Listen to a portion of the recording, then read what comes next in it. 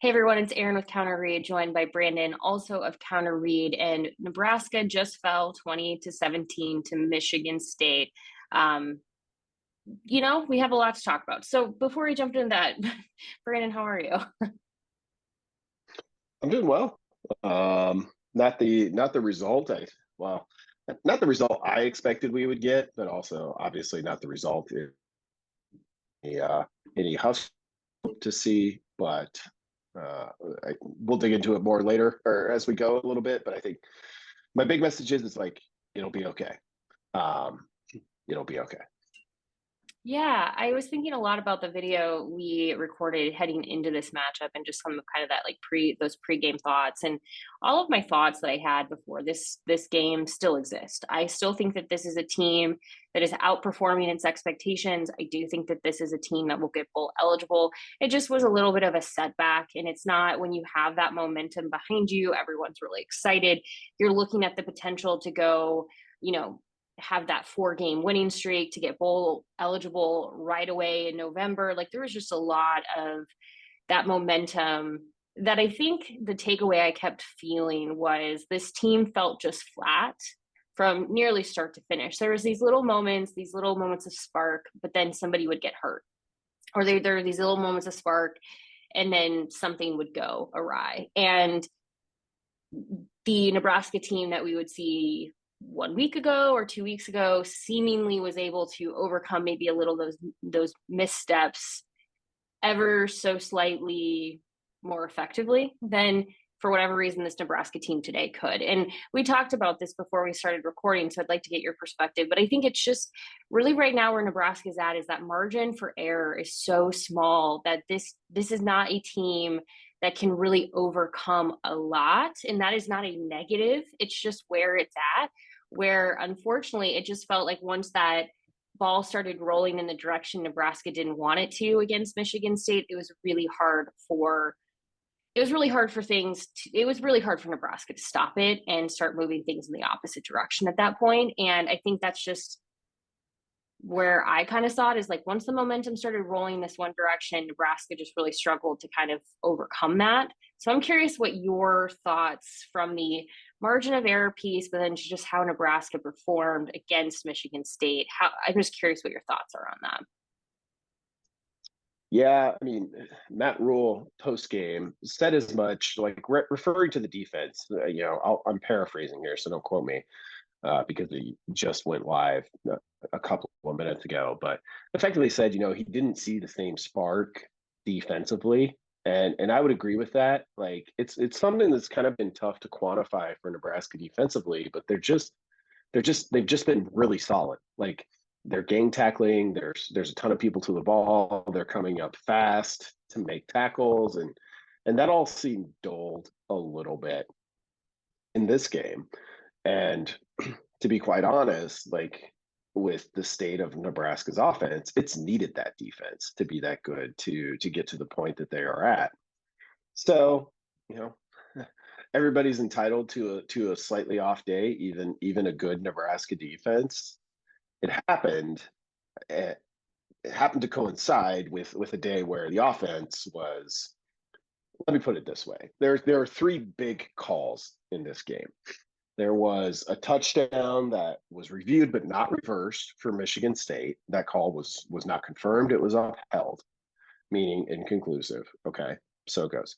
There was a what seemed like a pretty obvious pass interference on Malachi Coleman in the second half. That play is not reviewable, so if it's not flagged on the field, it is what it is.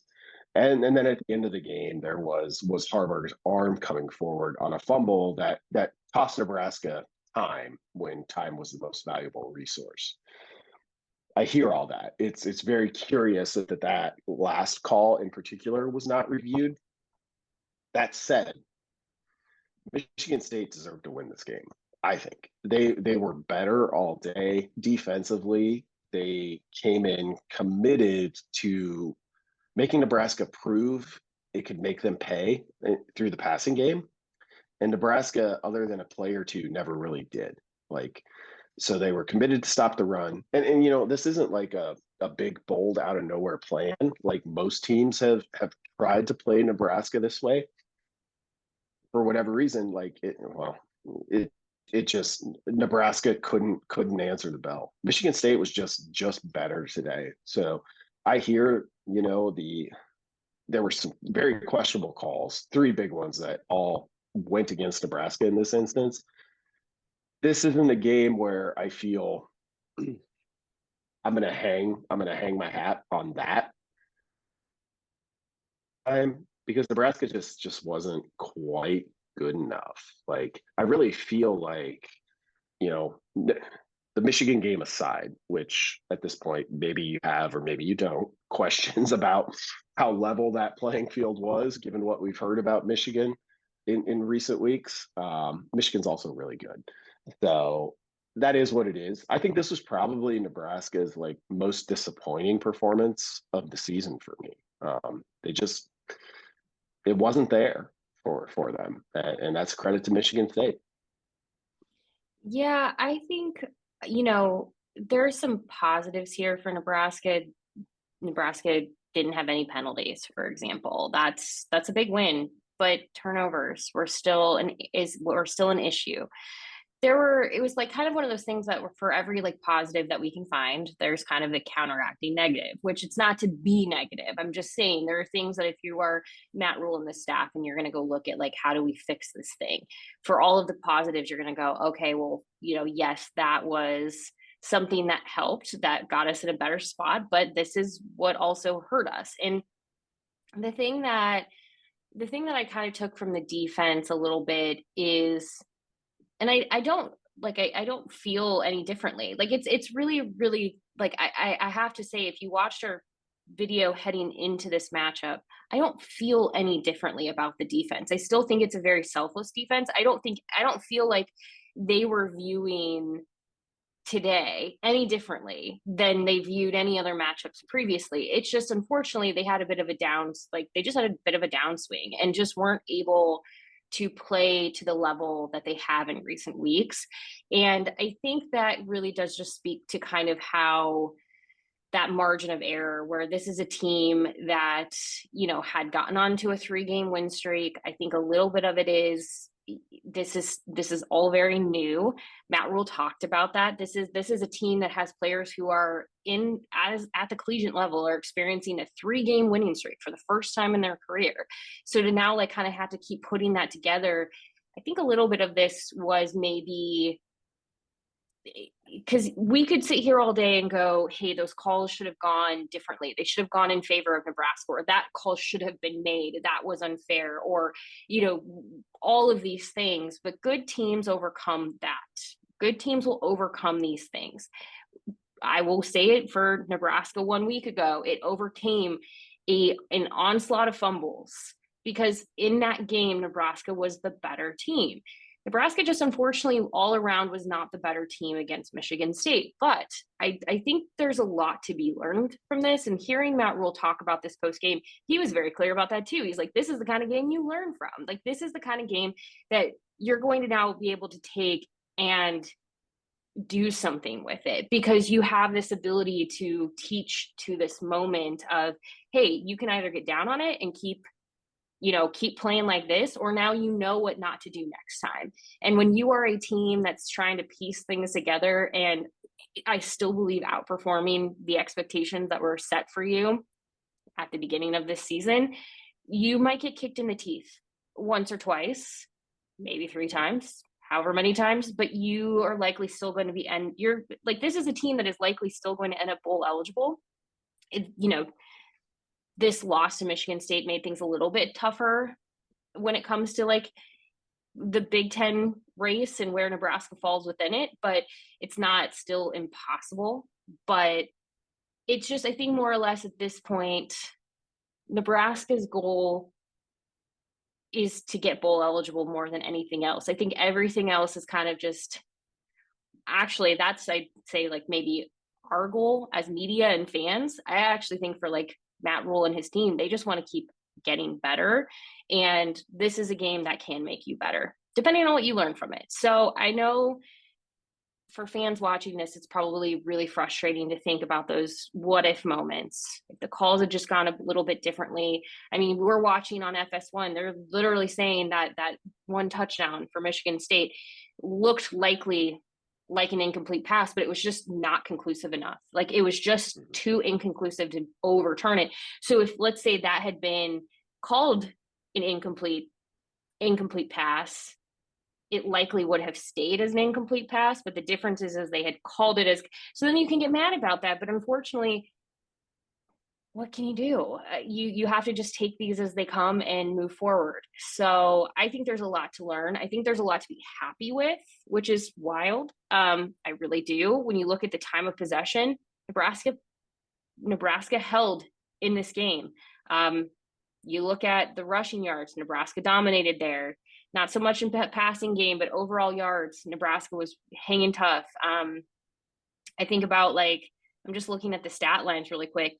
Nebraska had 19 first downs, went 1-for-1 on a 4th down conversion. I mean, I know if you're looking at this, you're going, but they still lost. But I think if you're a coach, you're looking at these things and going, okay, but how do we take these and now turn it into a win next time? Yep. I don't know. That's just when I look at those things. I'm not trying to be a glass half full, but I think you kind of can see the positives being built here. It just, unfortunately, they're going to run into the chainsaw every so often. Yeah, I mean, they didn't play well enough. I mean, that's kind of like the end of the story for me, which I know is simplistic and easier to say than it is to like dig into, but that's kind of it. Like even I'll get to your point about some of the numbers in this game in a minute, but like the thing that sticks with me is Nebraska kind of had this game, I felt, on a tee in the second quarter. So it was down 10-7, got the ball back with 5 minutes. And we've seen Nebraska do this, like teams that win, particularly win close games, do this a lot of like, okay, you got the ball with 5 minutes left. They end up going down the field, aided by a bevy of Michigan State turnovers, including one that overturns an interception to tie it 10-10. And then they get the ball coming out of halftime. It's like, okay, well, here's your chance to, coaches call that the middle 8 minutes, 4 minutes before halftime and 4 minutes after.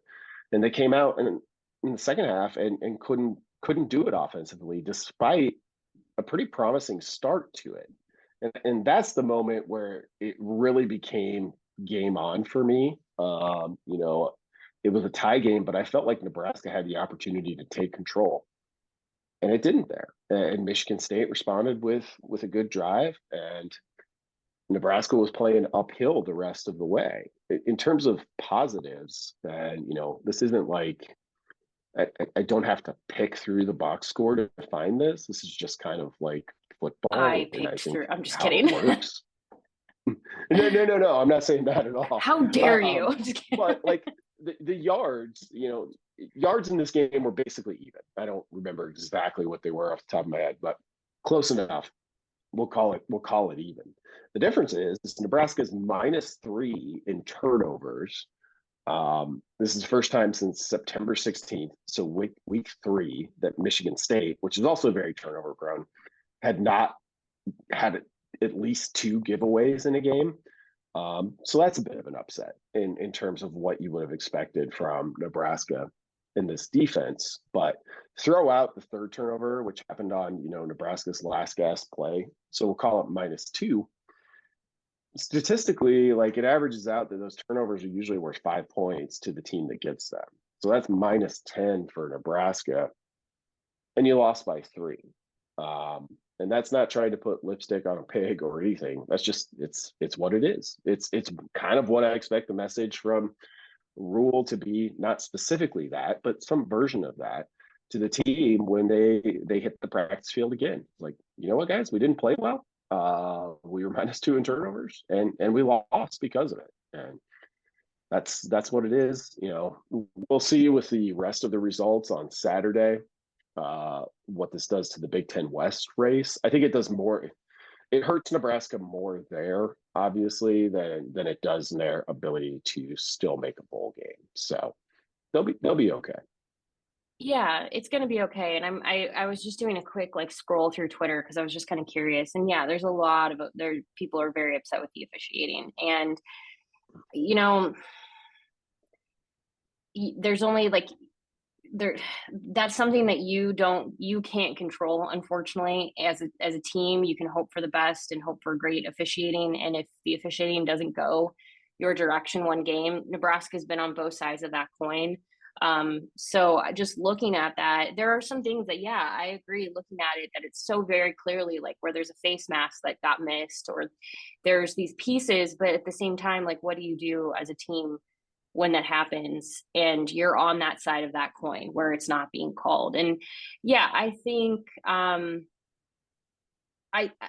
yeah, that the officiating didn't help, but there was just like I think especially for Nebraska, when we're looking at what needs to happen in the coming weeks, the playbook needs to open up for Harburg just a little bit more than it has been. I know that there's a little bit of a learning curve for him. He said so as much after this game, that he's still very much learning in the moment. But I think I think you have to open things up just ever so slightly for him, just to be as effective as possible. You saw when he was given just a little bit more that he's still mistake prone, but he had just a little bit more to work with. And so it's high risk, high reward. But I think you're going to have to maybe gamble that just a little bit if you're sticking with him.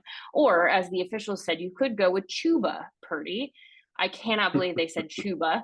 Um, I've never seen someone look at the name Chuba and think it looks like Chuba. And the only thing I can think of is that they equated it to the word tuba, but even that only, anyway, we could spend all this time on how I could not understand. I was trying to understand that. There was just poor decision making in certain places across the board. And it wasn't all just reliant on Heinrich. He'll take the blame as the quarterback, but there was a lot of places where Nebraska just had young players in places that they either their routes weren't perfectly executed. Something happened where Michigan State threw them off, and then things got a little wonky. I mean, you just kind of think of these things where it's like, yeah, there's a lot that we can blame, but there's a lot that Nebraska can also fix. So again, to what you said, um, they're going to be okay. There's a lot of like good to be found here, that you don't, like, to what you said, you don't have to do what I do and like comb through the box score to look for the good. You can just see, honestly, their demeanor after this, of like there's still, I don't know how to put this into words, but watching how these players are reacting following this loss is very different than I've seen previous teams react to losses at Nebraska, where they don't feel or appear defeated. It feels like okay, how do we do something with this? We'll see. If I could give them anything, it would be, over the next week, the black shirts just kind of have to find their footing again, just have to find their ground and stick with it. That run game has to find, Nebraska has to establish some kind of running game. They're going by committee, but it's just not consistent. They've got to figure that out. Again, with Heinrich, kind of giving him a little bit more freedom. It's high risk, high reward. But I think at this point in the season, you've got nothing to lose. Go with what Matt Rule said. If we die, we die.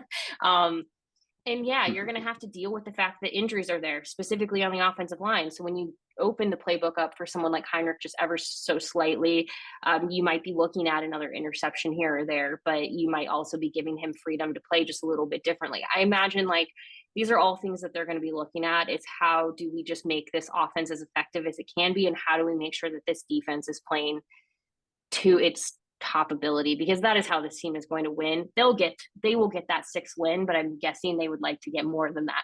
So they've got 3 more regular season games to get bowl eligible, but to also get beyond that. And no matter what, they've exceeded those expectations. I still understand the frustration.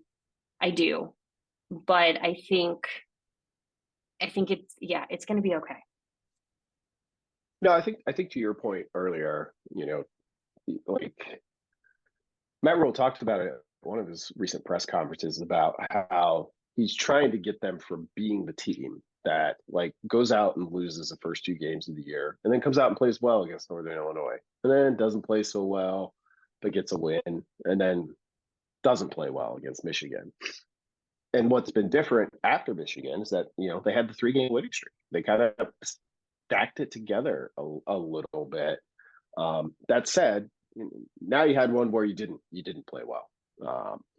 So I would expect them to respond pretty well. We'll see what happens. I'm guessing Nebraska will probably be a slight underdog at home to Maryland when that line opens later this weekend. But it'll be in toss-up territory. And the Wisconsin game will be in toss-up territory, and the Iowa game will be in toss-up territory. So we'll see. Nebraska's going to have to go out and play better than it did today to win those. Like, I think they'll find a way to win one of those 3 for sure. If like a bowl game is your minimum kind of marker for this season, and it is important to get there. That said, like, I personally feel like we've already seen a lot from Nebraska. A game like this, where you don't play all that well, and you end up losing it, even though momentum seemed to be all on Nebraska's side coming in, those games happen in a year one. They do. It's not excuse making. It's just, I think, looking at a lot of college football over the years. So it's tough, but they'll come back. They will. It'll be a good week. I'm eager to hear. There's questions. There's things that, need to be, once Rule said it, he doesn't have access to be able to see everything immediately following a game. So he has to be able to go watch film. So I do feel like his Monday press conferences are usually very enlightening. He's fairly open during those. So I'm eager to hear what he has to say. But we'll have plenty more at counterread.com. So go ahead, head over there, become a subscriber, counterread.com. You can also like and subscribe, like this video, subscribe to this YouTube channel. Leave comments. You can yell at officiating in the comments if you want to. You're not wrong. It's just good teams have to overcome that. That's all we're saying. But yeah, it's going to be okay. It probably feels though like that momentum kind of skid to a halt a little bit, but I don't think so. I think this is kind of one of those things where I actually think this loss could be better for Nebraska in the long run than anything else. I think there's a lot to be learned from it. And it is entirely dependent on what this team does now with that lesson. So we will have plenty to cover in the coming weeks at counterread.com, especially as Nebraska's path to getting bowl eligible continues. But yeah, Brandon, any final thoughts before I let you go? No, I think we pretty well covered it. It's a surprising result, not a shocking one, as we said from the top. Like, margin here is pretty thin, and really, like, I give a ton of credit to Michigan State. Like, I thought they had a good plan and executed it at a high level. So hats off to the Spartans. I agree. Although, if I'm just gonna also say the last 2 weeks, there's fans that are dressing as Michigan people with binoculars in the crowd, pretending to be sign stealers. Y'all, like, those people, your jokes. I don't get tired of it. So we'll see if they continue. But I was laughing. I know some Nebraska fans did it last week. I was laughing at the Michigan State fans who are doing that this week. So if nothing else, at least the Big Ten can continue to poke fun at its own chaos, which certainly deserves some scrutiny on that. But we can touch on that at a different time. So again, head to counterread.com. I may have just opened a can of worms where everybody in the comment section will just yell about Michigan and sign stealing, which is fine. We can yell about that too. But yeah, we appreciate you watching. We appreciate you chiming in as always. We will be back next week to talk a little bit midweek and then get ready for Maryland. So thanks for watching. We'll talk to you soon.